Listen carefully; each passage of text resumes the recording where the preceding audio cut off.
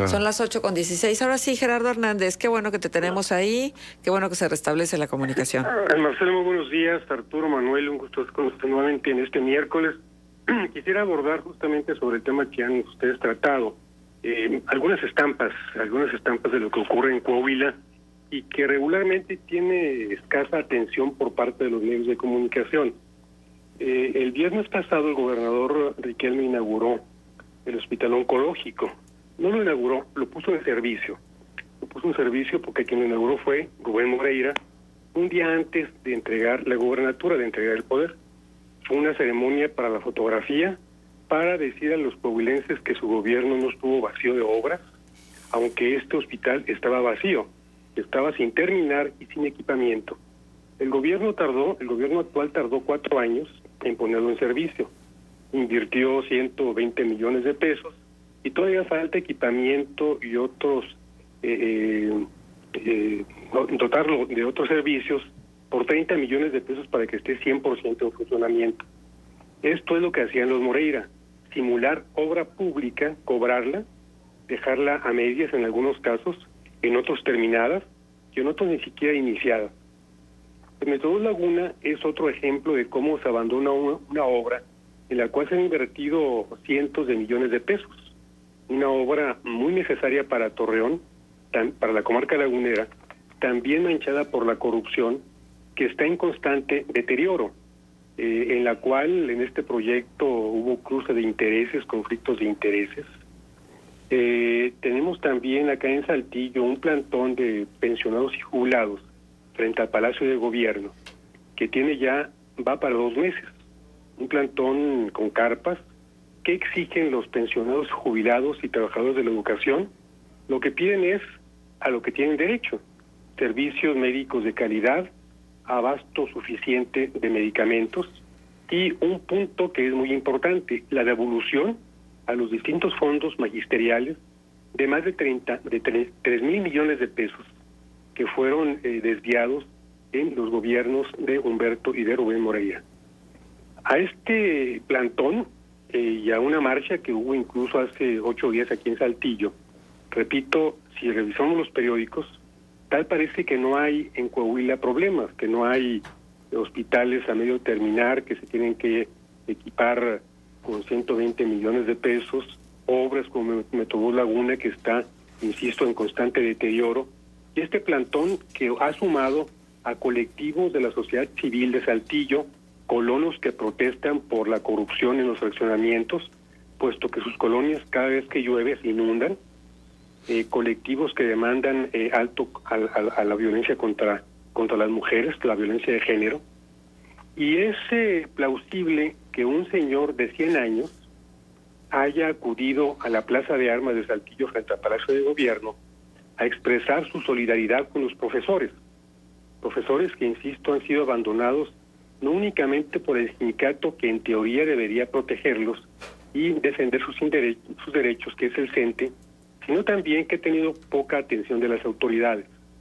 Esta persona de 100 años es el obispo emérito Francisco Villalobos Padilla, quien con su ejemplo debe llenar de rubor, si aún queda algo de vergüenza en el Congreso, a los diputados que no han dicho una sola palabra sobre este tema, sobre el desvío de recursos de los maestros en el sistema de pensiones de Coahuila, que al contrario, cuando algún diputado de oposición pide que se investigue la deuda, hay voces priistas, diputados priistas que se exaltan, que se ofenden y que replican con agresiones a una demanda justa que se tramita a través del Congreso de los coahuilenses.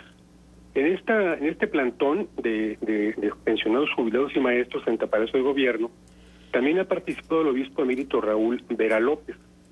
Es encomiable, es plausible que 2 obispos eméritos hagan lo que no hacen los partidos políticos de oposición, sobre todo el Congreso, y también otros sectores de la sociedad coahuilense, en particular de Saltillo, como los órganos empresariales. Se deja en el abandono total a los maestros, no tienen atención médica, ya no digamos de calidad, siquiera que los saque de algún apuro, tampoco tienen medicamentos. En este contexto es también resaltable la presencia del diputado Rodolfo Walsh frente a Palacio de Gobierno, con esta manta donde dice en Coahuila queremos que se les dé bote a los Moreira. Es un reclamo muy justo que no han hecho, que hizo en otro tiempo Guillermo Anaya como candidato del PAN al gobierno del Estado, que hizo también el ex senador panista Luis Fernando Salazar Fernández, pero que se ha olvidado. Sin embargo, los efectos de la deuda pública de Coahuila, del Moreirazo, siguen vigentes, siguen presentes y costándole a Coahuila, a los sectores más vulnerables, calidad de vida, con menos servicios públicos, con menos inversión. Efectivamente, este año se van a destinar 3.700 millones de pesos al tema de la deuda pública, la mayor parte por concepto de intereses. Es una cantidad que Coahuila necesita en servicios médicos, en hospitales, en educación, en seguridad pública, en infraestructura. Tal parece que lo que no se publica fuera de Coahuila, en la Ciudad de México, no se toma en cuenta.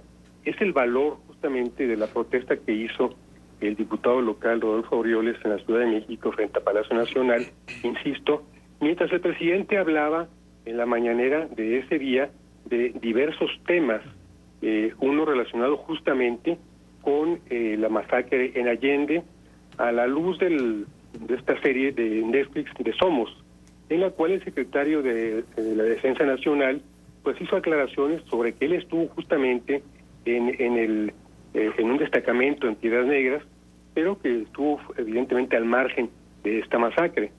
Entonces, bien se dice que no ha ocurrido nada en Coahuila frente a este atraco monumental de la megadeuda por cerca de 40,000 millones de pesos, de los cuales se desconoce el destino todavía a estos momentos, 11 años después, de casi 20,000 millones de pesos. ¿Dónde quedaron esos 20,000 millones de pesos? También cobra peso político y social y moral incluso la denuncia que presentó el diputado panista ante la Unidad de Inteligencia Financiera contra Humberto y Rubén Moreira por enriquecimiento inexplicable. Uh-huh. Es absurdo que, insisto, el sistema estatal anticorrupción puede rentar un edificio no de 5 pisos sino de 3, tener algunas atribuciones que no le corresponden al Consejo Ciudadano asumir, pero lo que vale de las instituciones son sus resultados.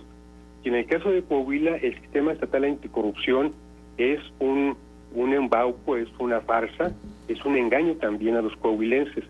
Insisto, basta revisar quiénes integran este sistema estatal anticorrupción para darnos cuenta de que quienes están ahí tienen la función cumplida eficientemente, esto sí, de proteger a quienes endeudaron a Coahuila, a quienes desviaron cientos de millones de pesos a empresas fantasmas.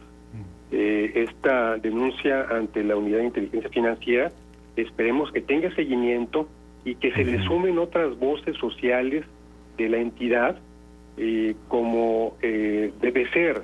Los empresarios, los partidos políticos de oposición, fueron muy eficientes los hermanos Humberto y Rubén Moreira en comprar complicidades, en hacer cómplices, que han guardado silencio, un silencio ominoso durante estos 11 años. Han comprado a través de terceras personas medios de comunicación que también los protegen, es decir, hay un cerco que protege en Coahuila a los hermanos Humberto y Rubén Moreira y que impide, con la complicidad también del sistema anticorrupción, que se haga justicia en Coahuila. Gerardo, sí. Te saludo con mucho gusto. El caso Coahuila pues ha vuelto emblemático, sumando el tema de la violencia, las complicidades en el tema del narcotráfico y todo este desaseo, por decirlo menos, en la contratación y aplicación de la deuda pública. ¿Hasta qué punto puede convertirse, al menos en Coahuila y de frente al gobierno de Andrés Manuel López Obrador, en una afrenta o en un frente que de no resolverse o seguir en esta situación que parece que ya no ocurre nada, pudiera afectar la, digamos, popularidad del presidente en Coahuila. Y por otra parte, ¿qué papel jugaría en todo caso el propio exgobernador Rubén Moreira, quien figura hoy como una pieza clave en las negociaciones que pudieran estar llevando a cabo el PRI, este disminuido PRI, después de las elecciones del pasado 6 de junio y de cara también pues a 2024, ¿no? Y a lo que pretende impulsar en su agenda el presidente Andrés Manuel López Obrador. Es decir, el caso Coahuila está condenado al olvido, está condenado a la impunidad. Bueno, no debemos aceptar que eso ocurra. Por eso es importante mantenerlo siempre en la agenda mediática, en la agenda social. El presidente López Obrador no tuvo un voto de castigo en Coahuila el 6 de junio. Al contrario, Morena tuvo un crecimiento muy importante en estos comicios del mes pasado, puesto que la suma de votos por ese partido equivale a 482,000 votos en Coahuila, sumados los del PT y los del Partido Verde. Esta votación lo acerca mucho. Esta votación equivale casi a la que tuvo Miguel Riquelme en 2017 y pone a Morena como el partido que va a disputarle al PRI en el 23 la gubernatura. El presidente López Obrador está desplegando su agenda política en los estados.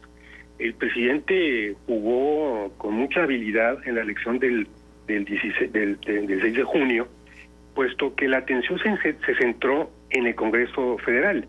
Hubo campañas de organismos empresariales, sociales, medios de comunicación, pidiéndole a la sociedad que saliera a votar para quitarle al presidente la mayoría calificada, que en realidad nunca tuvo Morena. Sin embargo, Morena conserva la mayoría absoluta en el Congreso Federal y también gana 11 gubernaturas. El año próximo va a haber elecciones en 6 estados. En 6 estados ninguno es priista. Tiene en este momento Morena ventaja en 5 de las entidades, entre ellas Durango, Tamaulipas, Hidalgo, incluso Oaxaca, que son gobernadas por el PRI, y únicamente está muy seguro, muy firme el PAN en Aguascalientes. Es decir, el presidente tiene una deuda moral con Coahuila. Dos figuras de cabecera del presidente son justamente el presidente Madero, y también ha exaltado mucho a Carranza. Mientras el gobierno federal no ponga atención a Coahuila en el tema de la megadeuda y prefiere negociar impunidad con Rubén Moreira a cambio de no castigo o de no investigarlo, será una traición para el propio ideario político del presidente y también una traición para Coahuila. El tema de Allende, por ejemplo, si no se ha insistido en esa masacre que el gobierno ocultó durante varios años, no habría hoy esa serie de Somos que va a desencadenar otras acciones. El propio subsecretario de Derechos Humanos de Gobernación, Alejandro Encinas, ha dicho textualmente que se trató de un tema de narcopolítica, es decir, la sociedad de carteles de la droga con el gobierno.